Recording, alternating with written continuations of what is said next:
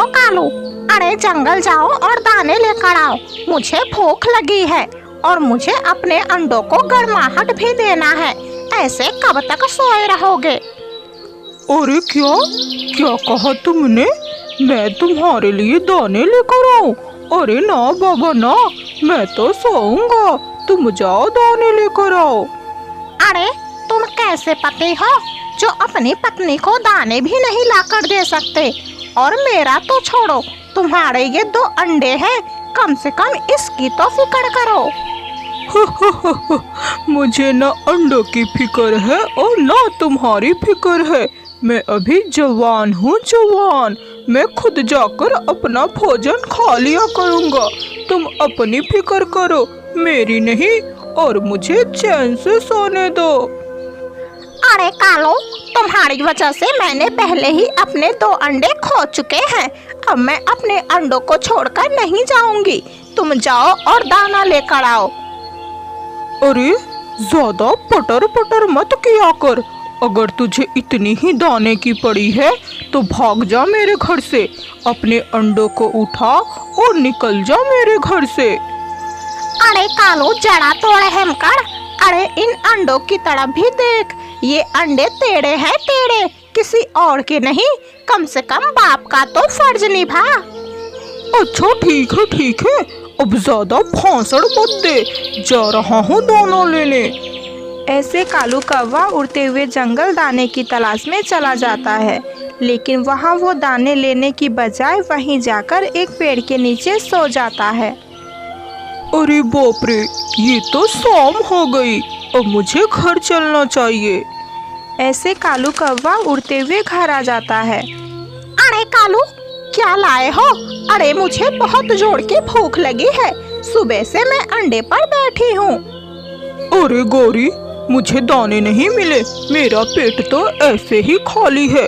पूरा जंगल मारा मारा फिरा हूँ पूरा दिन, फिर भी मुझे एक भी दाने नहीं मिले हैं।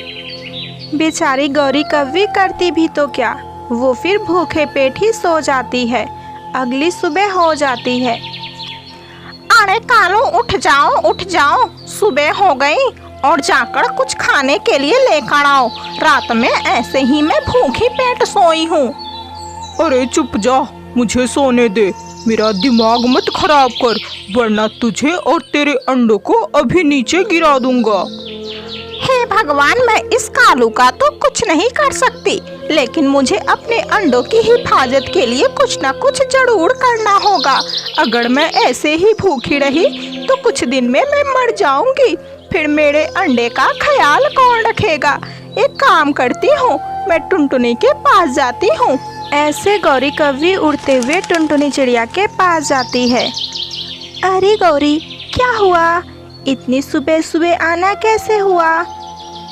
अरे टुनटुनी, तुम्हें तो मेरे पति कालू का पता ही है।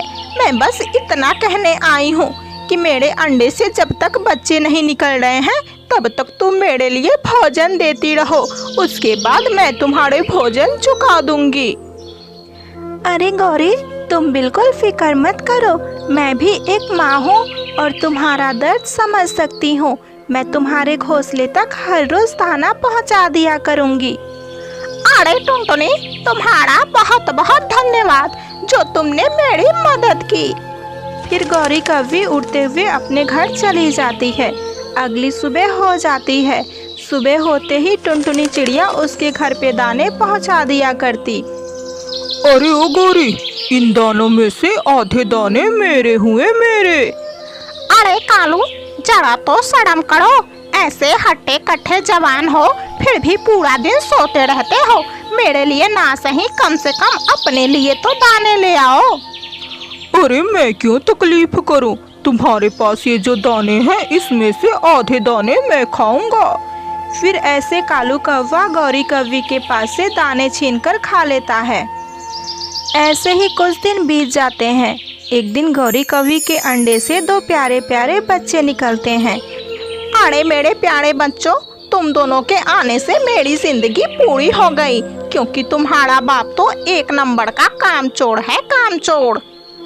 ऐसे गौरी कौवी अपने बच्चों से बातें कर रही थी कि कालू कौवा शराब पीकर आ जाता है। अरे ओ गौरी, चल निकल जा मेरे घर से और अपने दोनों बच्चों को भी लेकर यहाँ से भाग जाओ। मेरा घोंसला ऐसे ही कमजोर है, ये दोनों बच्चों और तुम्हारा वजन ये बर्दाश्त नहीं कर पाएगा, और अगर मेरा घोंसला टूट गया तो मैं क्या करूँगा। अरे कालू, तुम इतनी रात में मुझे और मेरे बच्चों को कहाँ भगाना चाहते हो? अरे जरा तो रहम करो इन बच्चों पर। अरे ज्यादा दिमाग मत खराब कर, निकल जा घर से, जल्दी निकल वरना मैं डंडा उठाऊं क्या। फिर गौरी कव्वी डर के मारे ही आधी रात में अपने दोनों बच्चों को लिए दूसरे जंगल निकल जाती है। उड़ते उड़ते वो एक पेड़ के पास पहुंच जाती है। तभी उसकी नज़र एक घोंसले पर पड़ती है। अरे इस घोंसले में तो लगता है कोई नहीं रहता। एक काम करती हूँ, मैं अपने बच्चों को लेकर इस घोंसले में चली जाती हूँ। फिर गौरी कव्वी उस घोंसले में अपने बच्चों को लेकर चली जाती है। ऐसे ही कुछ दिन बीत जाते हैं। कुछ दिन बाद उसके दोनों बच्चे बड़े हो जाते हैं।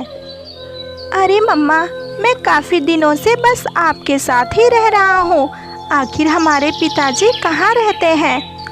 अरे बच्चों, तुम दोनों अपने पिताजी की बात ना ही करो तो अच्छा है। याद है मुझे वो रात, जिस रात तुम्हारे बाप ने हम सबको घर से आधी रात में भगाया था। माँ, जिस घोंसले में हमारा जन्म हुआ था, आप मुझे उस घोंसले के पास लेकर चले। मैं उस घोंसले को देखना चाहता हूँ। अरे नहीं बेटा, मैं उस घोंसले के पास तुम दोनों को लेकर नहीं जाऊंगी। मम्मा प्लीज़ लेकर चलो ना। ऐसे बच्चे जिद करने लगते हैं।